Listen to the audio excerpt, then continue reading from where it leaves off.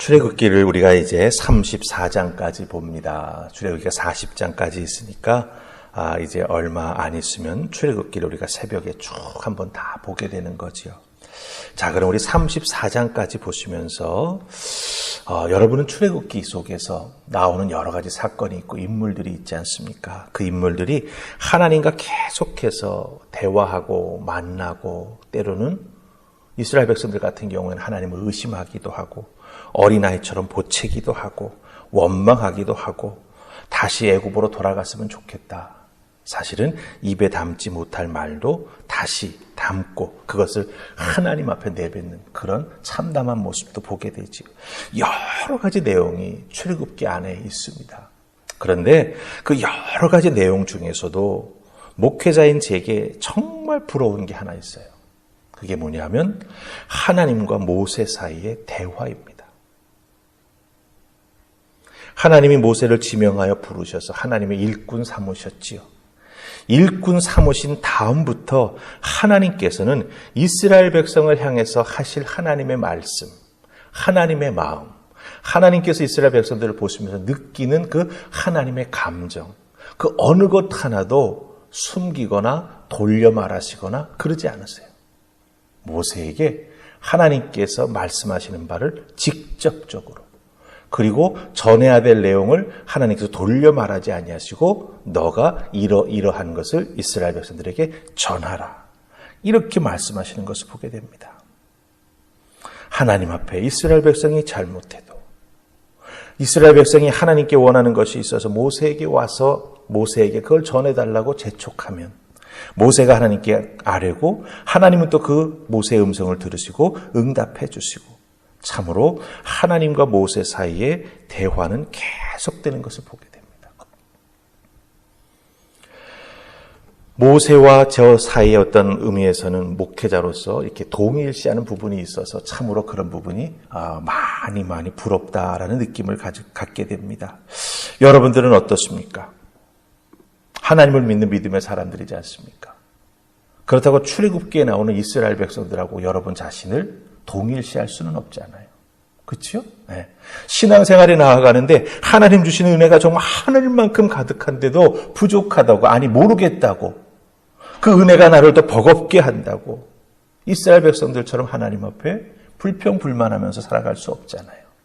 그럼 여러분들은 출애굽기에 나오는 그 하나님의 모습, 모세의 모습, 거기에 나오는 여러 사람의 모습이 있는데 여러분은 누구와 동일시하고 싶으세요? 어떤 사람을 닮고 싶으세요? 하나님과 누구 사이에 있는 그 아름다운 모습을 여러분은 닮아가고 싶으세요? 저는 모세와 하나님 사이의 모습을 꼭 닮아가고 싶습니다. 여러분도 신앙생활에 나아가면서 답답하고 힘들고 어려울 때 있잖아요. 그럴 때 모세처럼 하나님 앞에 나와 하나님을 만나고 답답한 것 하나님 앞에 다 토로하면 하나님 들으시고 위로해 주시고 응답해 주시는 그런 하나님과 모세 사이에 대화하는 모습, 만남의 모습, 그런 모습 아마 여러분도 분명히 신앙생활 속에서 그것을 누리고 싶기도 하고 맛보아 알고 싶기도 하고 계속해서 그것을 유지해 나가고 싶은 분명한 마음이 있을 것입니다. 그런 의미에서 여러분들 하나님께서는 모세에게 숨기신 것 없고 알려주시지 않은 것 없으며 그리고 또한 모세의 간절한 기도를 들으시고 하나님은 응답해 주시는 것을 우리가 이 출애굽기에서 알게 된다라고 하는 것이죠. 여기서 우리가 깊이 깨달아 알아야 되고 붙잡아야 될 신앙의 중요한 모습이 있습니다. 그것은 바로 하나님과 늘 기도로 대화하는 우리가 될 때 하나님과 우리 사이에 늘 영혼의 호흡이 끊어지지 않게 된다면 하나님은 하나님의 생각을 우리에게 드러내고 알려주신다라고 하는 거예요. 우리가 간구하는 것에 응답해 주시고 하나님은 우리를 향한 하나님의 마음을 하나도 숨김없이 그러나 우리가 이해할 수 있도록 하나님께서 때로는 말씀으로 때로는 기도 중에 때로는 누군가의 간증이나 혹은 대화 속에서 우리에게 하나님의 마음과 뜻을 알려주신다라고 하는 것이죠. 여러분, 우리들의 신앙생활은 장님이 코끼리 만지는 것과 같은 신앙생활을 해서는 안 됩니다. 여러분, 장님들이 한 번도 코끼리를 보지 못했을 텐데 앞에 코끼리라고 하는 동물이 있어 한번 만져보고 그 코끼리라고 하는 동물이 어떻게 생겼는지 나에게 한번 설명해 주시오라고 했을 때 코끼리의 몸통을 만진 사람 뭐라 그랬을까요? 코끼리의 코를 만진 사람 뭐라 그랬을까요? 코끼리의 다리를 만진 사람은 뭐라 그랬을까요? 코끼리의 꼬리를 만진 사람은 뭐라 그랬을까요? 한 번도 하나님 코끼리를 본 적이 없기에 자기가 만지고 느낀 것이 코끼리라고 말하는 거예요. 만약 우리가 하나님과 늘 깊은 대화를 이어가지 못한다면 하나님의 말씀을 통해서 하나님이 어떤 분이신지를 우리가 깨달아 알지 못하게 된다면 우리들은 우리들의 신앙생활 속에서 내가 더듬어 정말 장님과 같은 모습 속에서 조금씩 알게 되는 그 하나님의 모습이 하나님의 전체 모습인 양, 아니 절대적인 모습인 양 느끼고 사실 신앙의 좁은 모습 속에서 우리가 신앙생활이 나아가기 쉽다라고 하는 거죠. 그래서는 안 됩니다. 하나님의 은혜는 너무나 무한하고 큽니다. 믿는 자에게 다가오시는 하나님의 모습은 우리가 형용할 수 없을 정도로 정말 능력이 하나님이시요 필요를 채워주시는 하나님이시며 특별히 성도가 처해 있는 상황에 가장 알맞는 모습으로 하나님은 찾아와 주신다라고 하는 거예요. 그럼에도 하나님은 변치 않으시고 하나님의 본질은 바뀜이 없이 하나님의 사랑하는 자들을 이끌어 주시고 구원해 주시기 위해 그들이 이해할 수 있고 그들이 받아들일 수 있는 모습으로 찾아와 주시는 분이 하나님이 되어주신다라고 하는 것이죠. 그렇기 때문에 기도가 필요합니다. 그렇기 때문에 하나님의 말씀을 읽어야 합니다. 그리고 때로는 집중해서 성경 공부를 통해서 하나님의 말씀, 하나님의 모습, 예수 그리스도, 교회, 성령, 신앙생활의 본질, 예배 이런 것들을 우리가 제대로 성경의 맥을 딱 잡고 있어야 나에게 다가오시는 하나님의 모습을 제대로 이해하고 붙잡고 신앙생활에 나아갈 수 있다라고 하는 거죠. 하나님은 참으로 좋으신 하나님이십니다. 모세와 대화해 주시는 하나님의 모습. 그 대화 속에서 하나님은 궁극적으로 하나님의 모습을 드러내시고 그 모세와의 대화를 통해서 이스라엘 백성들을 하나님이 원하시는 바른 신앙의 모습으로 또한 하나님을 믿고 따라가는 하나님의 자녀가 될 수 있도록 이끌어 주신다라고 하는 거예요. 제가 이 말씀을 왜 이렇게 장황하게 드리는가? 우리가 읽은 34절의 말씀은 사실 하나님께서 모세를 통해서 허락해 주셨던 첫 번째 십계명이 기록되어 있던 돌판이 깨진 다음입니다. 다른 말로 표현하면 언약을 이스라엘 백성이 배반함으로 말미암아 깨진 거예요. 산산조각이 났습니다. 금송아지를 만들어 놓고 하나님이다라고 먹고 마시고 좋아하면서 노래까지 부르는 그들의 모습을 보면서 모세가 화가 나서 하나님 주신 그 십계명의 두 돌판을 던져서 깨뜨려 버리지 않습니까? 이제 언약을 맺은 증거가 없어졌으니 하나님과 이스라엘 백성 사이에는 언약이 없어요. 무효가 됐어요. 그런데 하나님이 왜 좋으신 하나님입니까? 다시 시작하셔요. 하나님이 먼저 다가와 주시고 손 내밀어 주시고 다시 시작하자 말씀하신다라고 하는 거예요. 다시 한번 하나님께서 모세에게 대화하시면서 다시 시작하자 말씀해 주십니다. 자, 우리 4절 말씀 보십시다. 하나님이 어떻게 다시 시작하자 말씀하실까요? 4절 같이 읽습니다. 시작.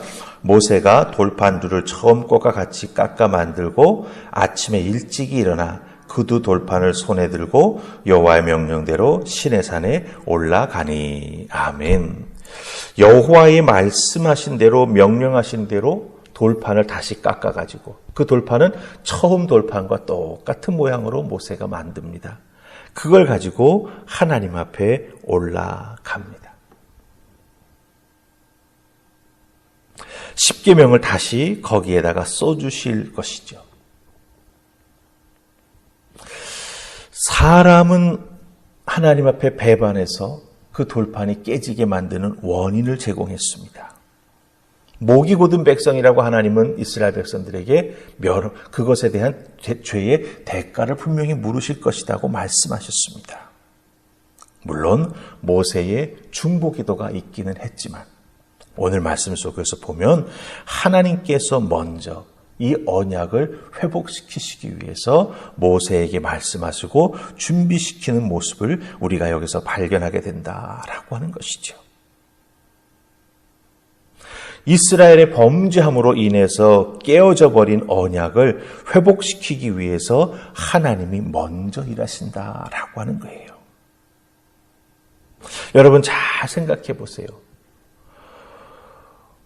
중요한 것을 기록하기에 돌만큼 참 편리한 것 혹은 좋은 재료가 없습니다. 왜? 한 번 딱 써놓으면 어떻습니까? 일단 오래 가죠. 네. 웬만한 비를 맞아도 햇빛에 있어도 그 돌판에 새겨놓은 글자는 지워지거나 변하지가 않습니다. 그렇지만 한 가지 우리가 생각해야 될 건 그 돌판은 완벽하지는 못하다라고 하는 거예요. 왜? 모세가 던지니까 깨져버렸잖아요. 그래서 우리들의 신앙생활 속에서 우리가 하나님의 은혜를 기억한다, 하나님의 말씀을 기억한다 라고 할 때 자주 쓰는 말이 뭐가 있습니까? 우리의 마음밭에 혹은 마음판에. 그렇죠? 성경에는 고린도후서 3장 3절인가에 보면 육비가 아니라 어디에다가 우리의 심령의 비에, 마음의 비에 그걸 써야 된다. 이렇게 말씀하시는 것을 보게 된다라고 하는 거예요. 그런 의미에서 여러분들 이 세상의 물질이라고 할 수 있는 그것에 하나님의 말씀, 하나님의 약속을 써놓는 것은 영원하지 않습니다. 하지만 주님께서 우리와 함께 하시고 성령의 역사를 통해서 우리가 깨달은 바 하나님의 은혜, 그 하나님의 우리를 사랑하시는 말씀, 그 모든 것을 우리의 마음판에 새겨놓을 때 우리가 은혜 가운데 살아가며 성령의 역사에 사로잡혀 살아갈 때 그 마음판에 새겨진 하나님의 말씀은 언제든지 우리에게 다시 들려주는 하나님의 음성이 되고 우리가 다시 회복할 수 있는 말씀의 근원이 된다라고 하는 것이에요. 그래서 여러분들 꼭 기억하세요.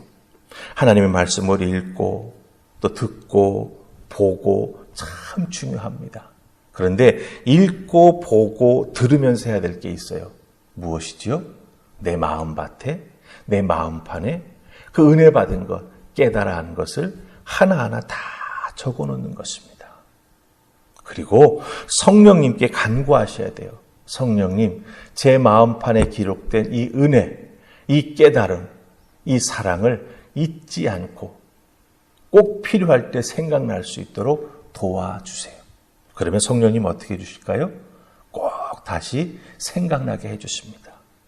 마음판에 쓰여졌던 그 하나님의 은혜가 갑자기 되살아나면서 우리의 심령이 다시 한번 그 은혜가 주어졌을 때 내가 어떤 모습이었는가를 확인하게 해주시면서 우리의 은혜가 다시 우리 삶 속에 회복되고 은혜의 역사가 나타나는 놀라운 은총을 우리가 덧입게 된다라고 하는 것이죠. 돌 위에 쓴 것을 책에 쓴 것이다 우리가 비유할 수 있습니다. 그러나 더욱더 중요한 것은 뭡니까? 우리 마음밭에, 우리 마음판에 꼭 새겨야 한다라고 하는 것 기억하시고 여러분 한 분 한 분이 그 마음판에 새겨진 하나님의 은혜와 하나님께서 주셨던 음성 따라 살아가게 될 때 성도는 이 세상의 예수 그리스도의 사랑과 하나님의 은혜가 무엇인지를 증거하는 하나님의 돌판으로 또 쓰임받게 된다라고 하는 것 꼭 기억하시고 그런 아름다운 신앙의 모습을 꼭 지켜나가실 수 있기를 주님의 이름으로 축복합니다. 아멘. 우리 기도하십시다. 좋으신 하나님 은혜 감사합니다. 이 새벽 저희들을 도우셔서 하나님 앞에 기도할 수 있는 은혜 허락해 주시니 감사합니다. 이 기도하는 이 시간이 바로 주의 음성을 듣고 깨달은 바 하나님 말씀을 다시 한번 되새김질하면서 우리 마음밭에 우리의 심령에 쓰게 되는 시간인 줄 믿습니다. 더욱 간절함으로 나아가게 하시고 하나님 앞에 깨달아 알게 해주셨으니 감사함을 고백하며 나아가는 우리가 되게 해주셔서 이 기도하는 시간이 내 기도 제목만을 하나님 앞에 올려드리는 시간이 아닌 하나님의 말씀, 하나님의 음성, 내게 주셨던 그 은혜를 되새김질하여 우리의 마음밭에, 우리의 심령에 새겨놓는 귀한 은혜의 시간이 되게 하여 주시옵소서.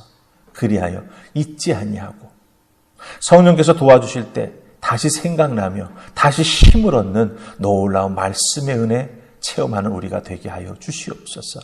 감사하고 예수님 이름으로 기도하옵나이다. 아멘.